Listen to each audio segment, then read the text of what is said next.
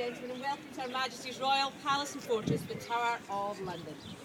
As my colleague said, my name is Moira, and I'm going to be taking you on a guided tour this morning. Together, we're going to walk around the tower. We're going to point out some of the buildings and tell you something of their fascinating history. But the story of the tower, that actually begins in 1066. That was when William the Duke of Normandy, better known as William the Conqueror, he defeated the Saxon king Harold II at the Battle of Hastings. Now, William was crowned King William I of England on Christmas Day of that very same year. But he continued to have to fight the people of England because they weren't always agreeable to a Norman occupation. Now, he was trying to find a site to build a citadel that would impress and overawe the people of London. So he chose a site to the east of the city, where an old Roman fort had once stood. And in 1078, he ordered the building of his royal palace and fortress. It was the first of its kind in England. William's palace is called the White Tower. Situated at the very heart of this fortress, you'll see it later on during the tour. Now, it was over the next 200 years that successive monarchs built on and improved the defences of the fortress to what we actually have today. Now, it consists of an inner defensive wall, started in 1220. It has 13 smaller towers situated around its perimeter. That was for all-round defence.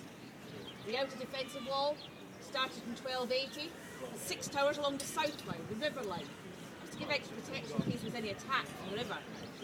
But during the reign of King Henry VIII, strong bastions were built to defend against attack from the north, and these were mainly used to house cannons. You can see one at the corner of the fortress just there. But of course, surrounding the entire fortress is the third and final line of defence, the moat. Now, that was built during the reign of King Edward I, and it was designed by a Dutch engineer. Originally, the moat was 120 feet wide, and the water, when there was water in it, that would be over 15 feet deep. Now, the moat did have a dual purpose in life. Not only was it a line of defence, it was also a catchment area for all the waste and filth from the tower. Yep, including the toilet. But twice a day at the turn of the tide, a sluice gate would be opened either end, and that was to allow the tidal water of the Thames to flush around the moat, removing all that waste and filth into the river and refilling with clean water at the turn of the tide. What a fantastic idea, isn't it? Like a flushing toilet. However, the bed of the moat was dug far deeper than the bed of the river. And all that waste and filth eventually sunk to the bottom, turned it into the biggest cesspit in Europe. And as you can imagine, that was our best line of defence. That continued for 500 years, until 1843. The Duke of Wellington, he was the constable of the tower. He asked permission from Queen Victoria to have the moat drained and hard filled. Permission was granted, the moat was filled to the level we see today. A bit of a close.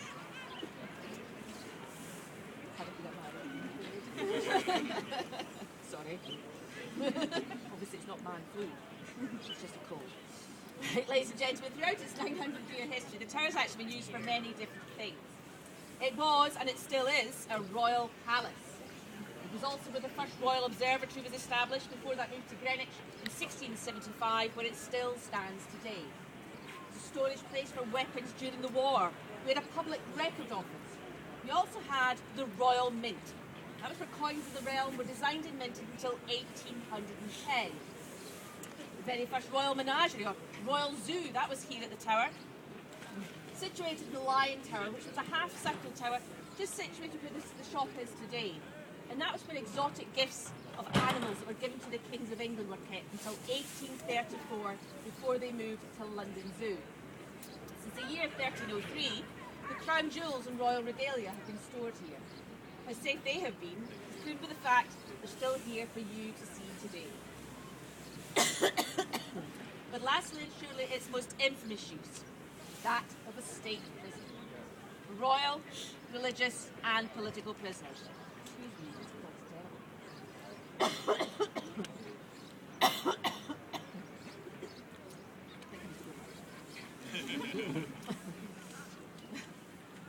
Now, ladies and gentlemen, some of those prisoners were held here.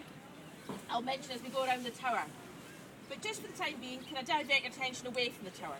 See up there behind you in Tower Hill, you can see those trees, the large trees. Well, they sit in a garden called Trinity Square.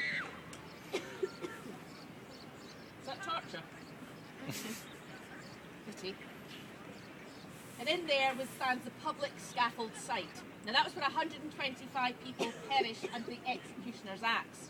Now the first victim, in 1381, that was a man called Simon Sudbury. He was the Archbishop of Canterbury.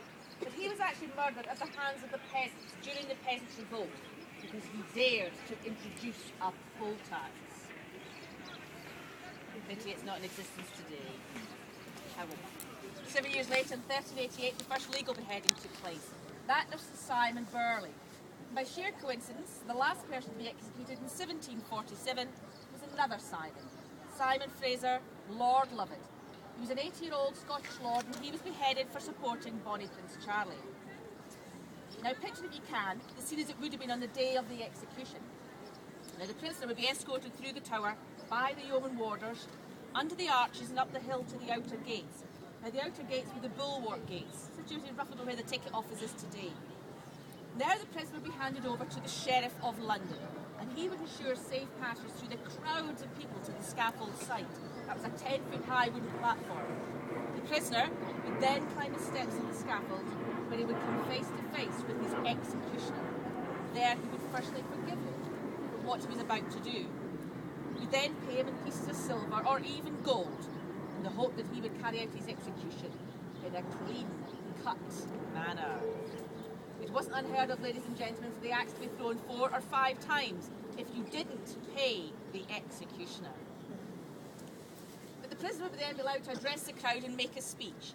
But finally he would kneel, he would say a prayer, place his neck on the block of wood, and the axe would come crunching down. Now the executioner, he would immediately pick up the severed head by the hair. He would hold it up high so all could see. He would then proclaim, "Behold the head of a traitor! So die all traitors! God save the king!" The crowds would erupt in cheers. The head would be impaled onto a soldier's pike, paraded through the streets of London to London Bridge. In those days that was the only bridge across the River Thames. And then it would be displayed at the top of a tower as a fate that awaited all other would-be traitors. Meanwhile, that headless corpse would be thrown upon the cart, brought back through the arches of the tower to be buried in the Chapel Royal of St. Peter ad Vincula, the very place where our tour will end today. You'll all have your heads. Maybe. Now, ladies and gentlemen, I mentioned the bulwark gates, the Lion Tower, but that was the entrance, the original entrance into the Tower of London, but now we have the Middle Tower. So called because it actually once stood in the middle of the moat. Now that was built in 1280 and it was extensively renovated in 1717. Now did you notice that frontage over the arch, the beautiful coat of arms? Well, that's the coat of arms of King George I, our first monarch from the House of Hanover in Germany. You actually stood in what we're doing a drawbridge to the Byward Tower. Also built in 1280, gets its name from being by the ward. We like our easy names here.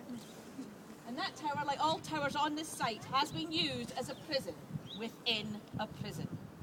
So ladies and gentlemen, we're going to walk into that prison. And just before we do, as you go into the arch, if you look up, you'll see a recess, and in there you'll see some spikes of a portcullis or drop gate. It dates from 1326 and weighs about 1.5 tonnes. It's one of 2 surviving portcullis we have here at the tower. I'll point another one out later on. Also on your right hand side you will see in another taller, narrower archway, you'll see a map box. If you haven't already got a map, please do grab one because we want to make sure you see everything you can today. So ladies and gentlemen, if you can please let me through, I'm now going to lead you into the outer ward, the Tower of London.